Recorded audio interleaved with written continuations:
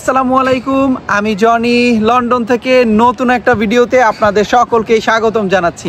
আজকে যে বিষয়টা নিয়ে কথা বলবো তা হলো, অনেকেই ভাবতেছেন আমি কি IELTS দিব, আমি কি গিয়ে সারভাইভ করতে পারবো, আমি কি গিয়ে ওখানের পরিবেশের সাথে মানিয়ে নিতে পারবো। আপনার এই আমি কি পারবো এতটুকু চিন্তা করতে করতে অনেকটা সময় আপনি অতিবাহিত করে ফেলতেছেন। আপনি যে বিষয়টা নিয়ে চিন্তা করতেছেন, চিন্তার ভিতর দিয়ে অনেক সময় অতিবাহিত হয়ে যাচ্ছে।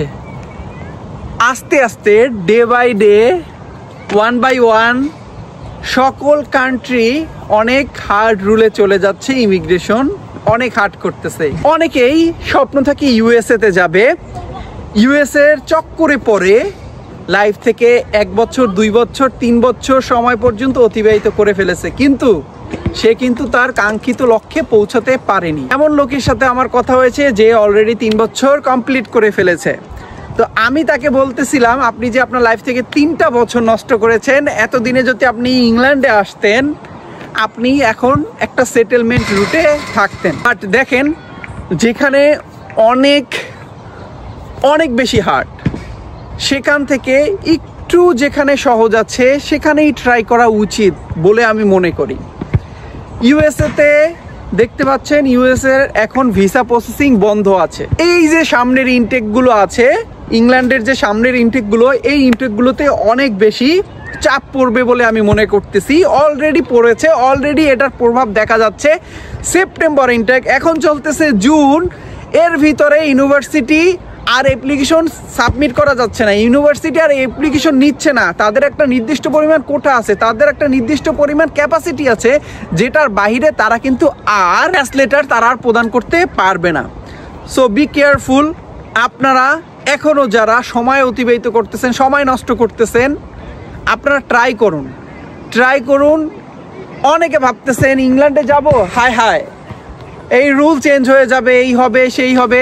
আসলে এইটা পরের বিষয়। আপনার আগের মেইন কনসার্ন হলো গিয়ে আপনার কোনো দেশে মুভ করা। আমি বারবার বলি, এইখানে যদি এই ইংল্যান্ডে যদি আপনি আসেন, আপনি যদি সফলও না হন, তারপরে আপনি রিয়েলাইজ করতে পারেন যে না, আমি ইংল্যান্ডে সারভাইভ করতে পারবো না, আমার লাইফটা অনেক কঠিন হয়ে যাচ্ছে, তাহলে আপনি চাইলে অনেক সহজ, অনেক ইজিলি আপনি ইউরোপের কান্ট্রিতে চলে যেতে পারবেন।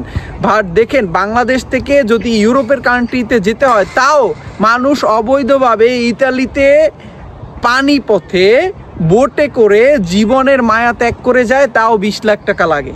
আর আপনি এখান থেকে খুব ইজিলি ইউরোপে মুভ করতে পারবেন। হ্যাঁ, আপনি পারবেন, যদি আপনি এখানে সারভাইভ করতে না পারেন। আপনার মনের যদি রিয়েলাইজেশন হয় যে আমি এখানে পারবো না, আমি এখানে টিকে থাকতে পারবো না, বাট আপনার হাতে কিন্তু একটা অপশন থাকবে, সেই হিসাবেও আপনি চলে আসতে পারেন। আবার দেখেন, ইনকাম যদি চিন্তা করেন, ইনকাম ইউরোপের থেকে অনেক বেটার। তারপরে যদি চিন্তা করেন যে আপনি আপনার হাজব্যান্ড, ওয়াইফ এবং আপনাদের বাচ্চা নিয়ে আসবেন, সেটাও সম্ভব। MRES প্রোগ্রামে চলে আসেন। স্টুডেন্ট ভিসা অনেক ভালো একটা রুট, এই দেশে আসার জন্য খুব সহজ একটা রুট। একই সাথে সময় কম লাগে। এক্ষেত্রে 3 থেকে 4 মাসের একটা সময় হাতে বাজেট রাখলে আপনি ইউকেতে চলে আসতে পারবেন মাস্ট। তো এই ছিল বলা, যারা ইংল্যান্ডে আসার ট্রাই করবেন বা মন স্থির করেছেন, IELTS দিয়ে নেক্সট ইনটেকগুলোতে চলে আসেন। অনেক চাপ পড়বে, একটু আর্লি প্রসেস শুরু করেন, না হলে ব্যাকলডে পড়ে যাবেন। বিকজ USA তে যে স্টুডেন্টগুলো অ্যাপ্লাই করতো, তারা অলরেডি ইউকেতে চুজ করবে এবং ইউকেতে অ্যাপ্লাই করবে।